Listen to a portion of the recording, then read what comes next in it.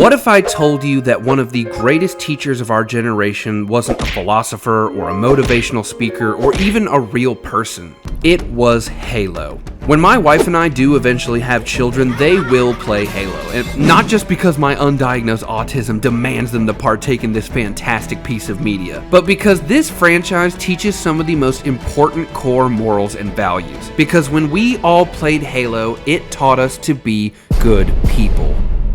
One of the most important lessons is one of the first lessons that is taught to us in Halo, and that is our humanity. Like other fantasy games, it teaches you that race and color doesn't matter because actions and behavior has everything to do with who is your friend and who is your enemy. And Halo paints this very perfectly. A group of aliens are trying to eradicate the human race, and through the slaughter of our people, it teaches us a lesson that every kid needs to know. It doesn't matter who or what you are, bad things will happen to everyone. And because of that, we are all human and we are all brothers. Sergeant Johnson, Captain Keyes, Cortana, Master Chief, they're all different in personality in every way possible, but we love them because they are good people that share a common goal and common morals. Cortana wasn't a good character because she was an AI. Sergeant Johnson wasn't a good character because he was black. And Master Chief wasn't a good character because his armor was green and he was cool. They were good characters because they were beyond well written, had personalities, backstory, and above all else, humanity. But in order to preserve humanity, one must be willing to partake in another value that is taught, and that is sacrifice. One thing that is very well taught in the Halo games is that you have to risk your life to save others. From the very first Halo game to the very last, Master Chief has constantly been fighting to save humanity. And though he may secretly wish that it would just all end, he knows that he is the best chance that humanity has and sacrifices his body and his life to save the race. And you get to see others make this same sacrifice. In Halo 3, Sergeant Johnson and Miranda were literally willing to kill themselves if only to delay the Covenant. It teaches you that you're not the only one who has to or wants to carry that burden. But Halo doesn't just teach you about self-sacrifice, it teaches you that sometimes you have to sacrifice the people you care about. John lost Captain Keyes, Johnson, and was even forced to leave Cortana with the Gravemind, which probably led him to believe that he did lose her. But the sacrifice he makes to save her afterwards also shows us another important lesson, and that is about love and loyalty.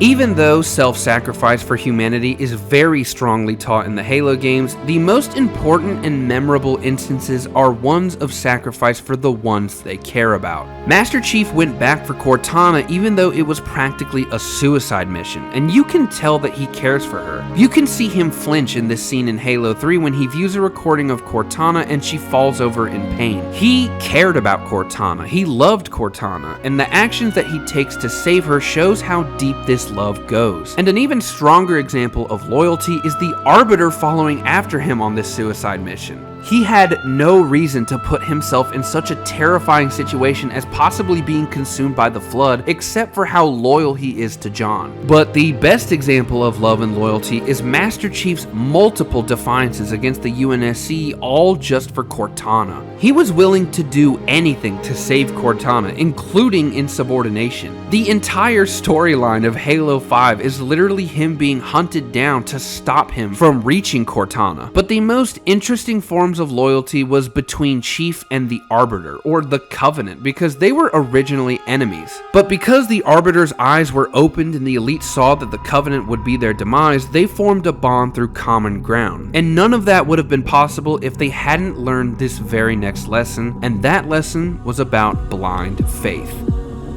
If there is one thing that Halo 2 teaches us, it is to never follow anything blindly. The prophets learned the truth about humanity and their key importance to the universe, and they realized that this single truth dismantled their entire belief system. And whether because the prophets were genuinely radical genocidal maniacs, or because they really did gaslight themselves into believing that they were gods on their way to the great beyond, they decided to conjure a lie that would kill all humans and do whatever was necessary to fire the Halo arrays, which would have wiped out the entire universe. Had the Arbiter or the Elites continued believing in the Great Journey, the entire universe would have been wiped out from their own blind faith.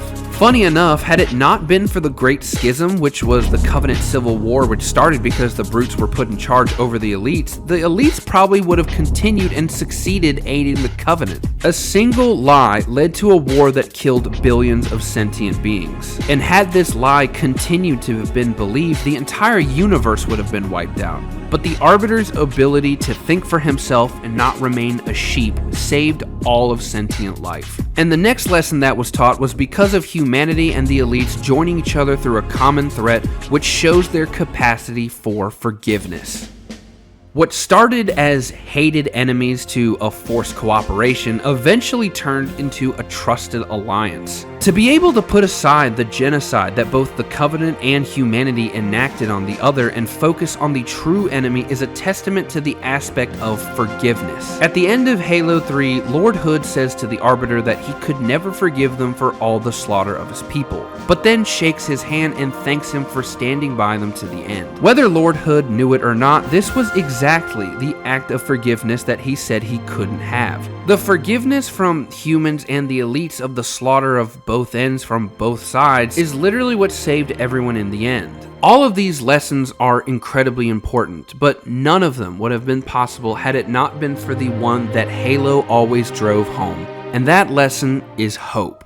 Above all else, Halo delivers hope. Even against overwhelming odds, there was always a chance, and because we didn't give up, we didn't lose the opportunity to save humanity. I'd like to think that Halo drove this deep into the people who played this game, who, even in hard times, decided not to quit. Whether that meant not quitting a job, or not quitting school, a relationship, a dream, not quitting at life, and instead keep pushing because there was always a chance, and it was always taught to them since the beginning of Halo that there is always hope. Because Halo taught us to be human, to sacrifice, how to love, to be loyal, to not be sheep, to forgive. Give a child a copy of Rust and he would grow up to succeed by taking from others. Give him a battle royale and he would learn that all that matters is victory over everyone else. But give him Halo and he would learn hope.